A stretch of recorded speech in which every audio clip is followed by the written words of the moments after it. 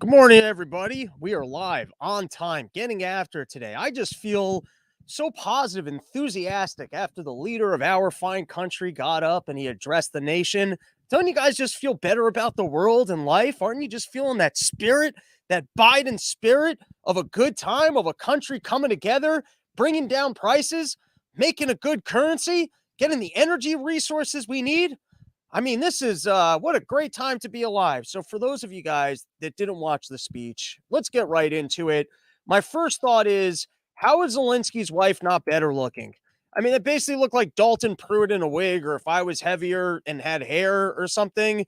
Like, if you're going to team up with the Biden crime family, pretend like you're going to get into NATO, and then get sold under the bus when the Russians are like, hey, what the fuck is going on here?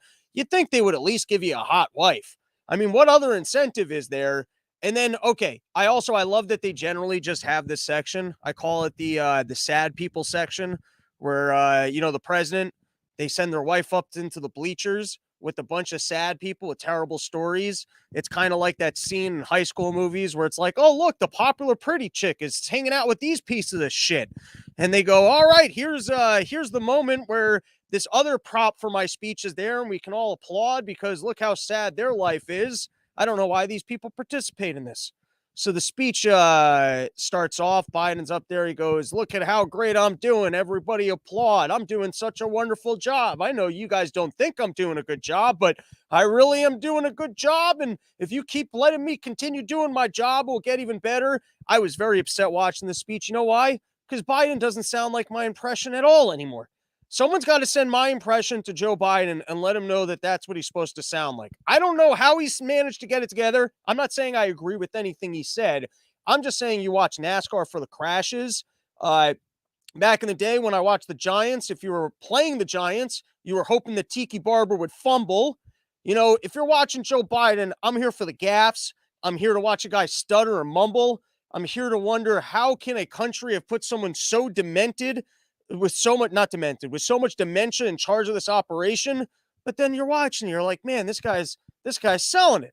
I mean, I don't agree with what he's saying, but I'm just saying it's not even the fun of Biden when he's up there and he seems to have his shit together. So he starts off and he basically goes, it's a whole round of applause for Ukraine.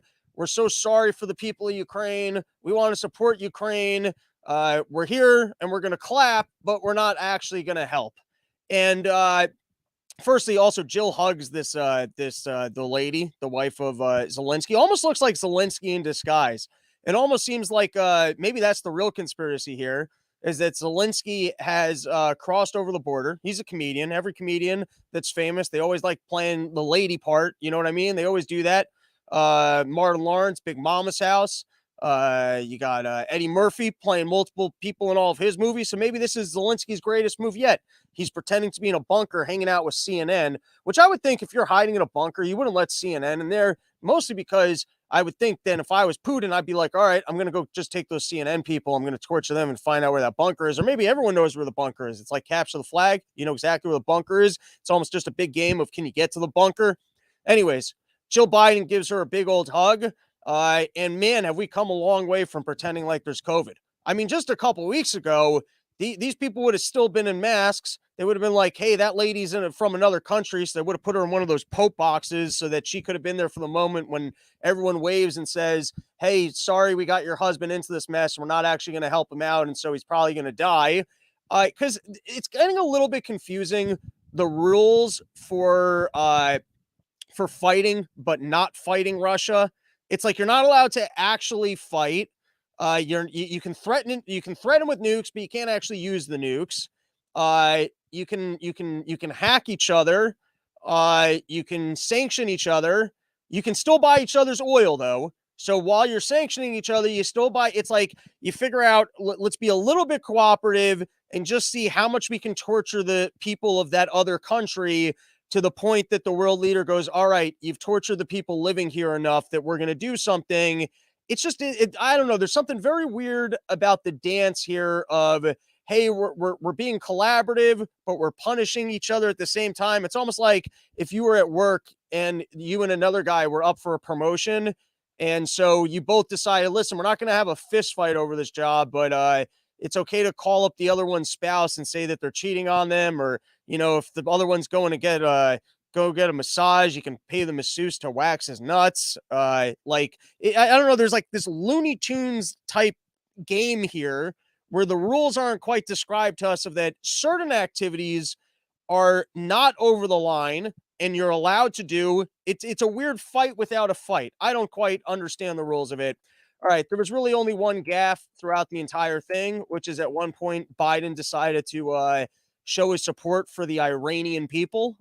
He just wanted to remind them that as countries go to war, we're feeling for you, Iran. I can't really fault Biden for small gaffes because I make small gaffes in here all the time. I'm winging it. I get information wrong, so he's an old man. I can't fault him for a gaffe here or there. I'm looking for the good old train wrecks when he just accidentally starts talking about lizard people or saying crazy shit or telling like, hey, Dick Cheney's really running the country. You're like, that's what you're hoping. You're hoping that he will say something so batshit crazy that we'll just have to call it a country and each state will be like, all right, yeah, we're not doing that anymore. But I don't know. I don't know what they drug him with, but it works.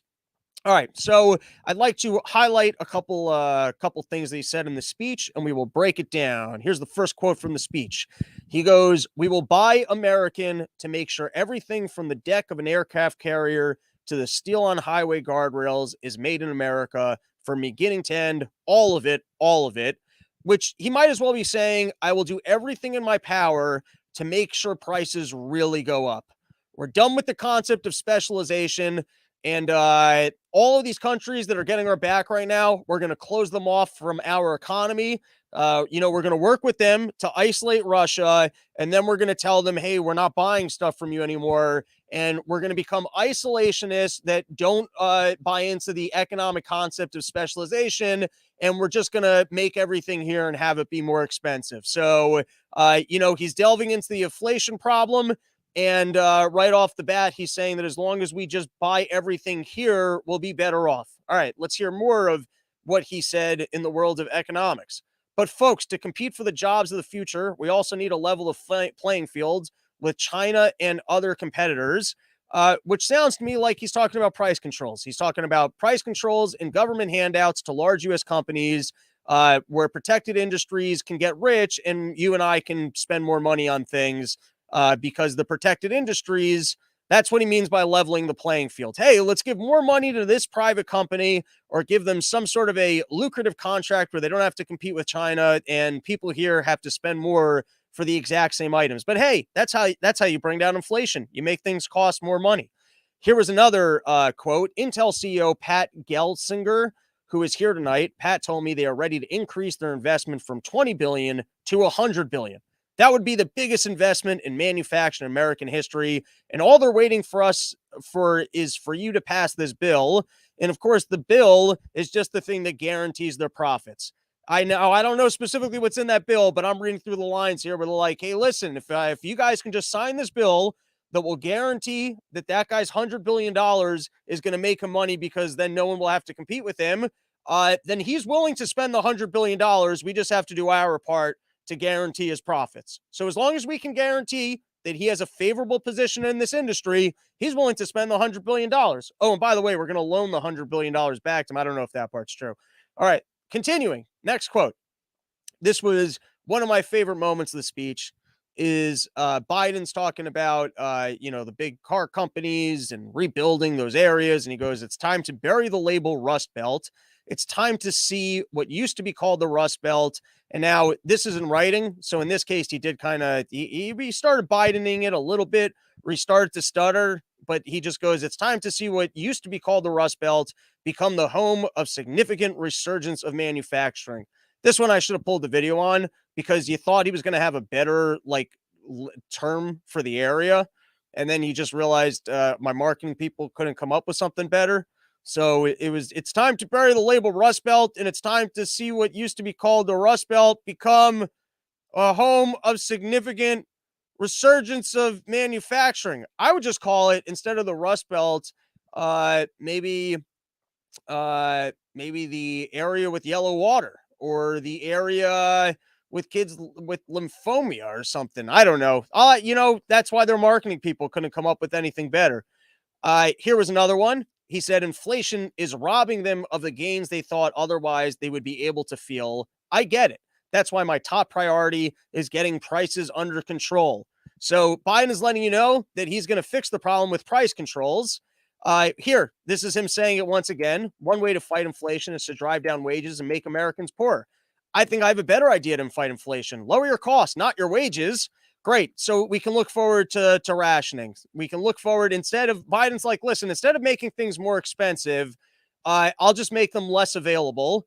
And then here's what's nice about that. Americans can practice sharing because not everyone's going to be able to get a car. The cars, they'll be capped. They're not going up in price, but not everyone's going to be able to get one. And so Americans can come together and share like my two boys did with that one wife.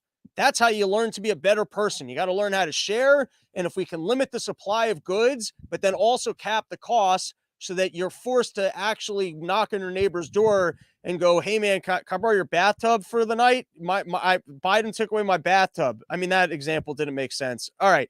Continuing, then quite a few times he almost sell Build Back Better.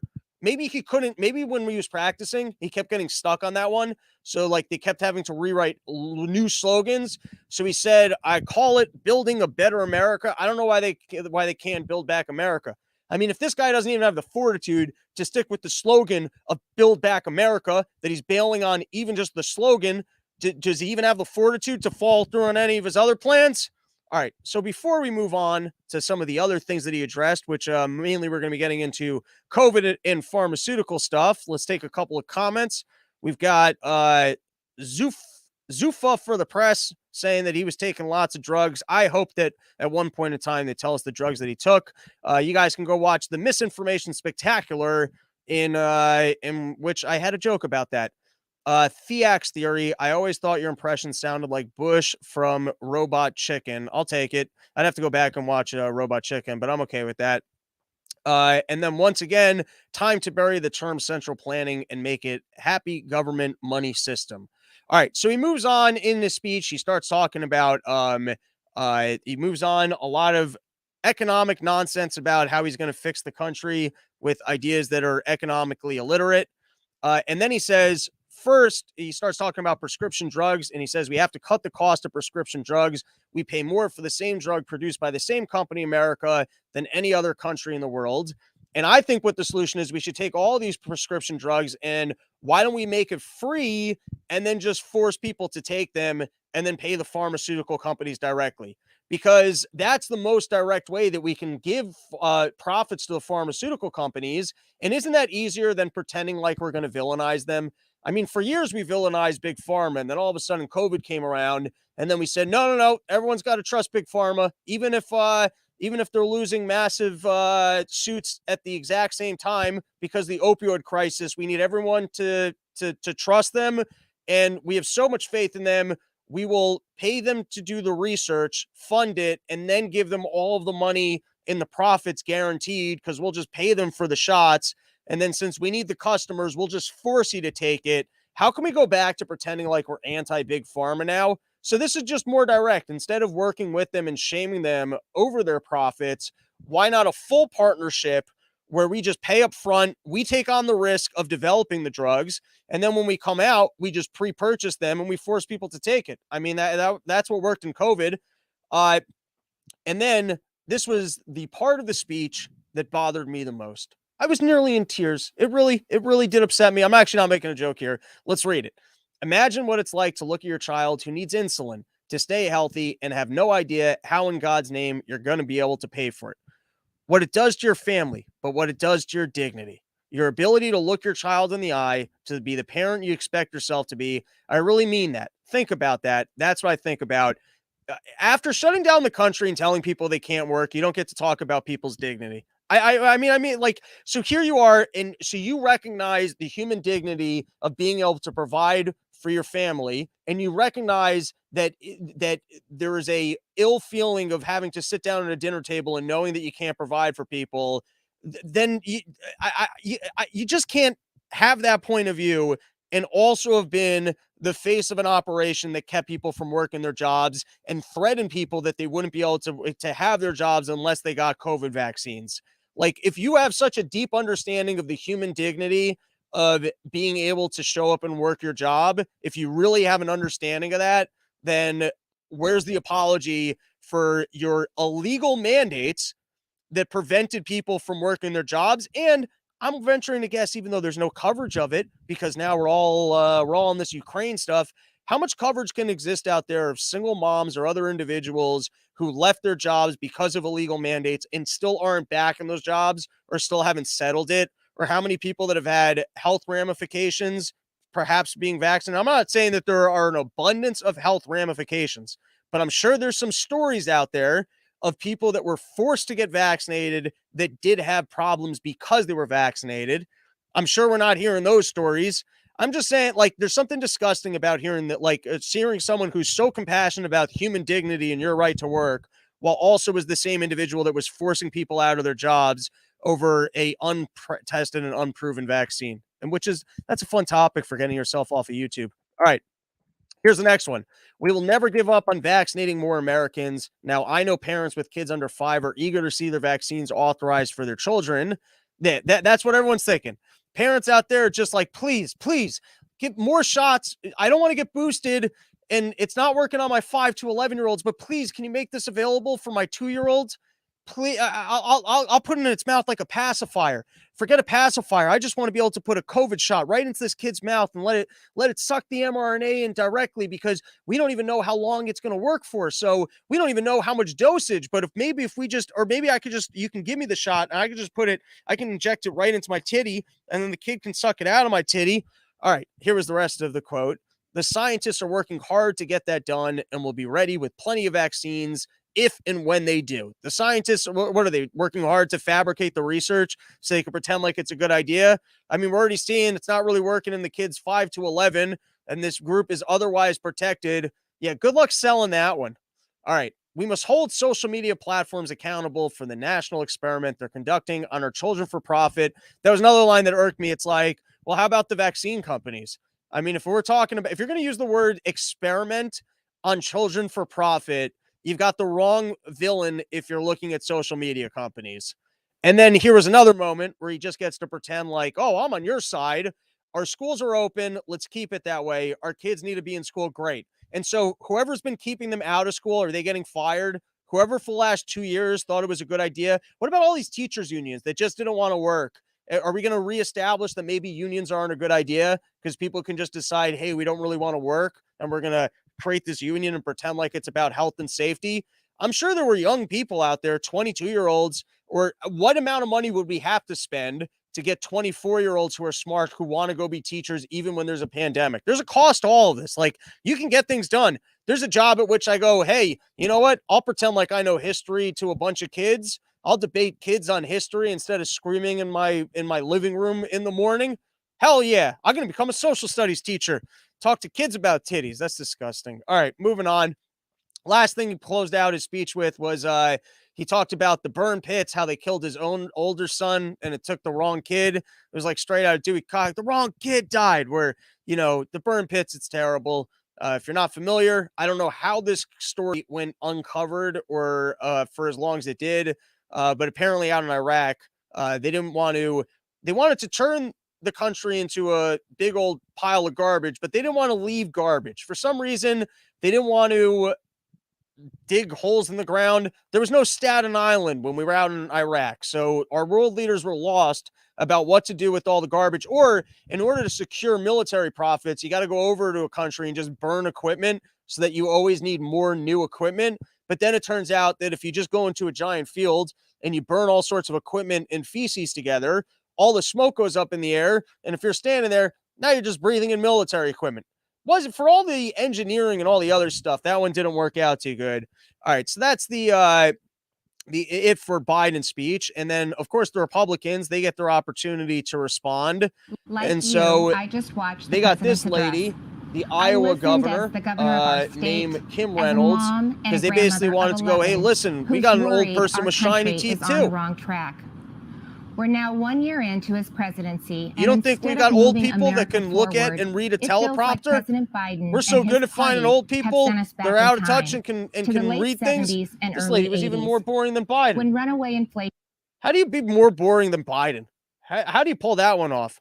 And then props to Alex Berenson. I appreciated this where he called out Biden. Biden said, "Hey, let's not politicize COVID." And so Alex Berenson pulled the following headlines: Biden grappling with pandemic of the unvaccinated. 2 weeks after celebrating America's near independence from the coronavirus, President Joe Biden is confronting the worrying reality of rising cases and deaths. Next headline, CNBC. Biden blames Delta variant unvaccinated people for weaker than expected job reports. New York Post, same idea.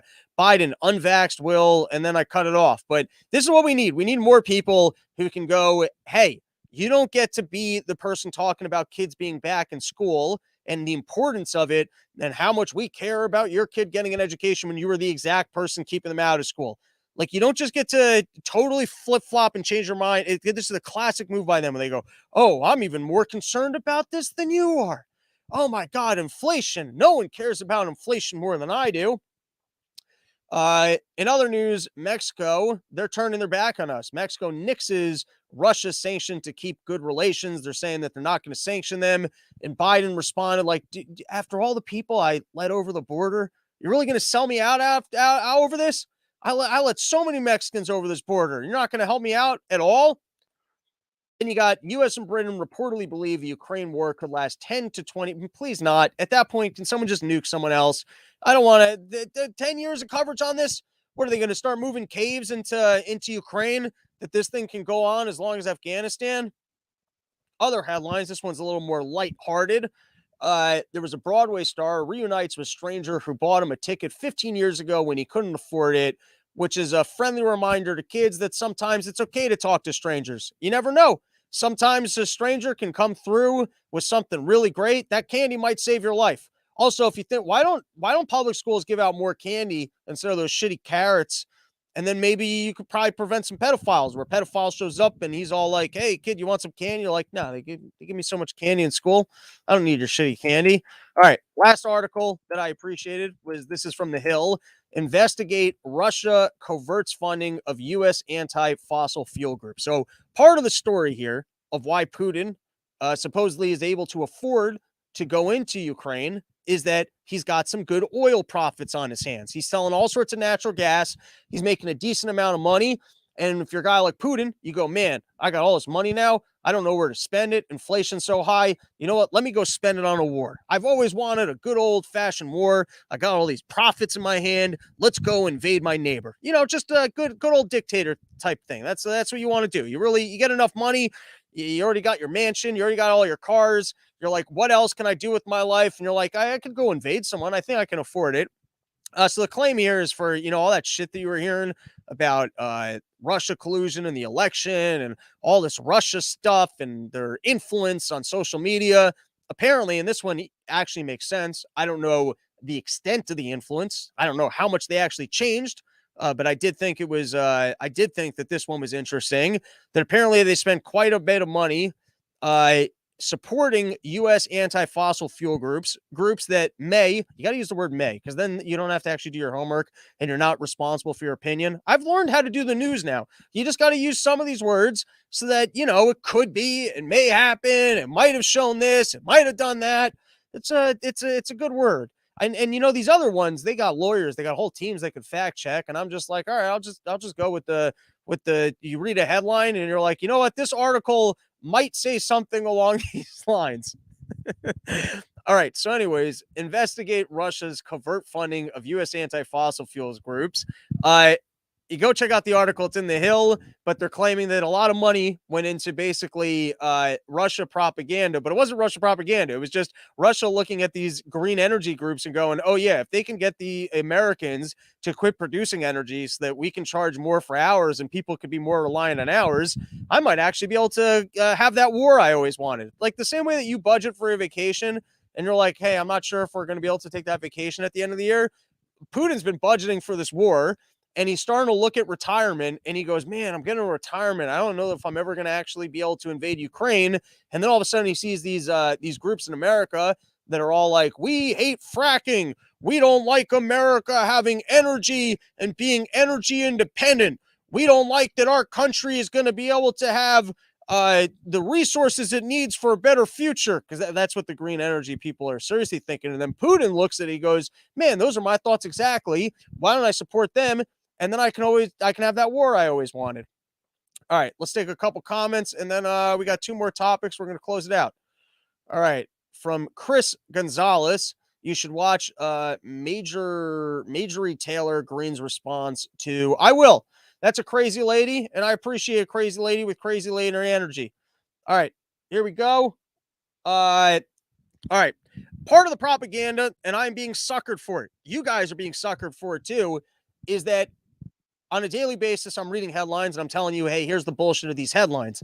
But we're still playing their game, or at least I am still playing their game, because I'm letting them pick the headlines. And there's also a level of censorship and there's a level of propaganda about what they even report on. There's all sorts of things that are evils that are going on in the world that I'm sure aren't even reported on. They're not like making it into the paper. For example, yesterday, I said today I was going to do a deep dive and then I didn't do it.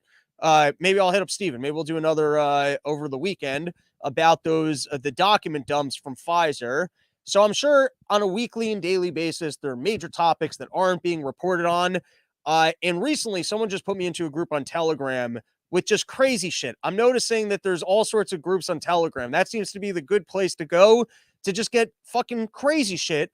That like sometimes the crazy shit comes in and you're like, that one's interesting. And then other things you're like, that's fucking crazy. It was like the old school YouTube wormholes where you could start off going, hey, I want to learn about gold. And then you can end up in a thing about how Jews run all money. And then the next thing you know, you're learning about how really demon creatures were kicked out of the Garden of Eden.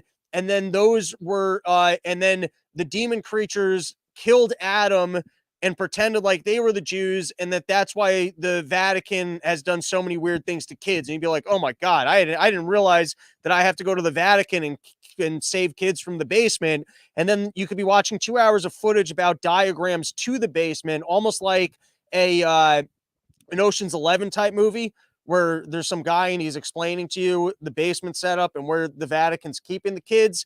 And I'm just saying that's not on YouTube anymore. When was the last time you ended up on a YouTube wormhole that brought you to Jewish gold and Vatican kids in basements? And now it seems like that entire world of batshit crazy shit is now on Telegram, where you can join these Telegram groups. And some of them have a bunch of really great information. And then other of them, you're like, I don't know what the fuck is going on here. Did Mickey Mouse invade Ukraine and they're just pretending to be in bunkers and that buildings aren't even being bombed? So what I'm trying to get at is maybe I'll create a Telegram group for this. Steven, you're supposed to be on the production side. Maybe we could create a Run Your Mouth Telegram group for batshit crazy stuff or the news stories that aren't being covered. But robsnewsroom@gmail.com. People do send me interesting information on the regs.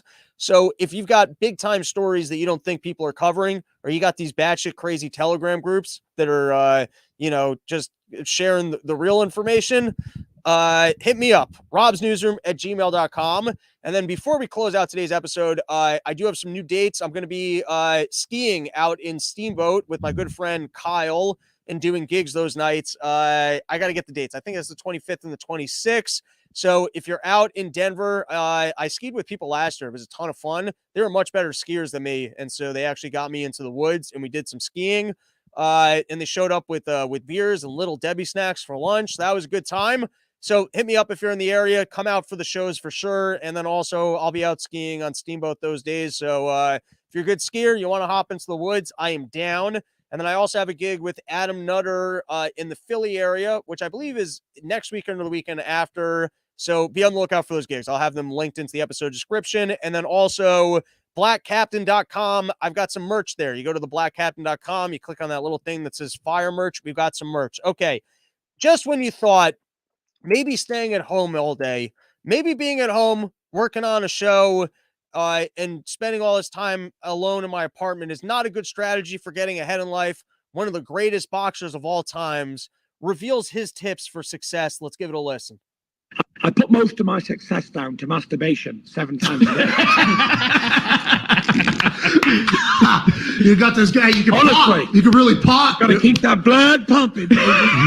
I knew I was onto something, and I got to be honest. I wasn't 7. I mean, I guess that you got to, you know what? You almost got to go to the gym and work out so that you can get to those kind of numbers. I'm more of a 1 or 2 kind of guy. 7. That's like freshman year of high school. Just figured out that you had come type situation. But we do like sharing tips for success. We do like yelling at our neighbors in the morning.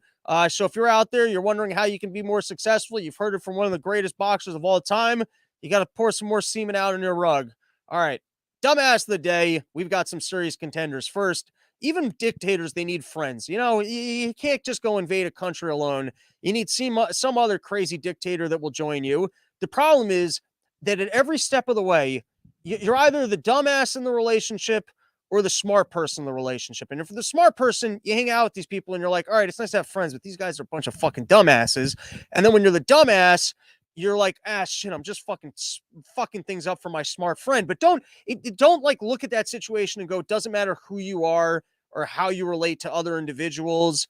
We're damned and we're screwed, because the point is that we all need friends. You're not going to be able to go at it alone. Sure, you can spend most of your day at home masturbating so that you can improve your skill set and become the greatest boxer of all time or the greatest living room broadcaster. That is a possibility, but at some point in time, you're going to need friends. And even evil dictators like Putin, they need friends with Belarus. And then sometimes the guy from Belarus pulls that villain move right out of Austin Powers, where they get a big old map going and they're like, all right, and we're going to invade here next. So, here's our plans. We're going to go right here. That's what they're claiming, that he gave away what they're going to attack next. But who knows? Maybe this guy's the genius and he's deaconing me. He's trying to go, I'm going over here. And he really goes over here. All right, next contender for Dumbass of the Day is we've got Kamala Harris, who's explaining the situation in Ukraine. Not everyone can follow what's going on there, so here she is breaking it down. Kamala Harris, and if you're watching any level of news, even social media, you're seeing everything that's going on right now in the Ukraine. Break it down in layman's terms for people who don't understand what's going on and how can this directly affect the people of the United States. So Ukraine is a country in Europe. It exists next to another country called Russia. Russia is a bigger country. Russia is a powerful country. Russia decided to invade a smaller country called Ukraine. So basically, that's wrong. Mm-hmm. And it goes against everything that we stand for. There are terms that we use. We say we respect the sovereignty, the territorial. So sometimes, you're trying to cover these stories and you're like, do I really have a handle on the geopolitics? And then the world leaders can get on to broadcast, real broadcast shows and give you the hard-hitting facts of that the countries are neighbors and the big one decided to pick a fight with the little one. And, I guess that's accurate. And I guess the setup was, hey, can you give us in simple terms? And so she went straight kindergarten energy of that's the big one and that's the little one and the big one's picking a fight with the little one. And well, that's just bad. Maybe that's what we need. Maybe that would make for a great next president if she could just keep it that concise at all times, where we go, hey, listen, can you just give it to us in simple terms? Maybe the issue is that she rambles and then she laughs. But if we just let her hone in on her best asset, which is giving us her version, wouldn't it be great if we could just hear more of what's your version on what's taking place here? And then you could realize, like, oh my God, does she sound like she's taught? Like, is her shtick that she pretends like she's relaying information as if she's talking to a 7-year-old, or is it actually the way she thinks? All right. And then here will be the actual winner for today's Dumbass of the Day. Kamala Harris, and if you're watching any level of news, even social media. And so today's winner is none other than Lauren Boebert, who, if you look at this, it's like when you do comedy shows and there's the dumb bitches section, we're just like, oh, fuck, this person's celebrating. It's always funny because they just showed up to have a good time. And you're just like, are you really going to have a good time at the comedy show? I'm talking about bachelorette parties. If you've ever been to a comedy clubs, they want to actually fill rooms with tickets. So they advertise that they're a fun place for bachelorette parties. And then you as the comic are like, oh, come on, don't have fun at this thing. I didn't come here so that people could have fun. That's not what this is about. I want to tell jokes and then people that like my jokes can laugh at them, but not you. This isn't meant for you. So that's what these people look like. And apparently she was there the whole time. And she's like, I want to heckle. I want to heckle. I want to heckle. I want to talk about that you fucked up in Afghanistan. I really want to fuck up. And she's sitting there for a full hour. And he's like, shit, I'm missing opportunities. I agree with them on Ukraine. I agree with them on this. And then finally the guy starts getting towards the end and she goes, shit, I think I'm about to miss my moment. This is a closer and I haven't heckled yet. And so she just yells out right in the middle when he's talking about burn pit. It was just the wrong moment. I mean, you can heckle during inflation. You can heckle during COVID. You can't heckle when the guy's talking about his dead kid from cancer because he was at war because we had burn pits. So that's the winner for today's Dumbass of the Day. I wish, you know what, guys, start sending me some money so we can start sending prizes to the Dumbass of the Day winner. If you're out there, you want to create a logo for it, maybe a plaque, we can start sending it in the mail. And so brings us to the end of the show. Rob's final solutions. You know, we don't want to be just here yelling problems. We want to come to you guys with solutions to these problems. So the first one is, I think we got to teach some basic economics because we had Biden giving this whole speech talking about all these solutions he has for inflation. And it's as if it should be as simple as a guy saying, hey, I'm going to jump in the air and I'm going to fly, and be like, well, do you have a jetpack? Did someone give you magical powers? Because there's this thing called gravity. It should be as simple as that, where, hey, I'm going to go underwater and I'm going to be able to breathe. And you're like, well, how are you going to do that? Do you have an oxygen tank? No, I can breathe underwater. Well, and then we should just almost like just send him in. Go, all right, how's that going to work out? Which is why I almost feel like we need a area of the world called Basic Econville, because that's the issue, is that since these principles are never proven, because we never live in a world where it's absolute freedom, where you could just see supply, demand, specialization, and other very simple things like not rationing, working out, very simple concepts. If you just had one area where it played out, so it became as simple as, hey, this guy can't fly and he can't breathe underwater.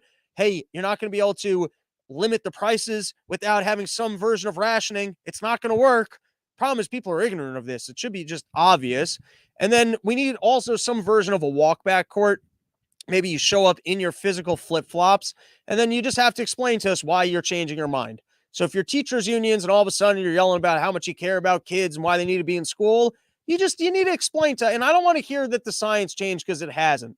Like, we need some sort of a walkback court where people really hold you to, like, because there is a version of walking back where you've done the right thing, where, for example, let's just say Biden said, I'm going to raise gas prices to $6 because we're going to have a $2 tax on gas, and we're going to put that all into windmills. And then everyone went fucking nuts, and he said, you know what? Windmills are a bad idea. That's a good flip-flop, because he's realizing, oh, I did something really stupid here, and the people don't want it, and so I'm listening to the people. But if it's the people are better at evaluating what's stupid, so how do we get there a little bit quicker? How do we figure out when people like appropriate flip-flops, not appropriate flip-flops? I'm rambling worse than Biden at this point, so we're going to call it a show. Thank you, everyone, for joining me. Looking forward, 1:30 p.m. We're going to be doing part of the problem. I'm sure that will be up tomorrow. Curious to hear what Davey's got to say about the State of the Union. I think I got to shave, and we're gonna call it a day. All hail COVID Jesus. Thank you. VUM.today. Oh, I hope you're giving me a site where I can get some batshit crazy information. I hope that's what that is right there. Once again, I have nothing really to plug. I need some new sponsors. I mean, I love Sheath and I love my Yo Kratums, but we've gone 5 times a day, so I can get some new sponsors in here, and we can be making some more money. And then maybe get to a point where we got signs that hang straight, a producer that sits in the corner, someone who yells for me. Sheathunderwear.com. I'm going to have Robert's coming on soon. He's going to give us some business tips. And then you'll create him. Home of the $6 kilo. Have a great day.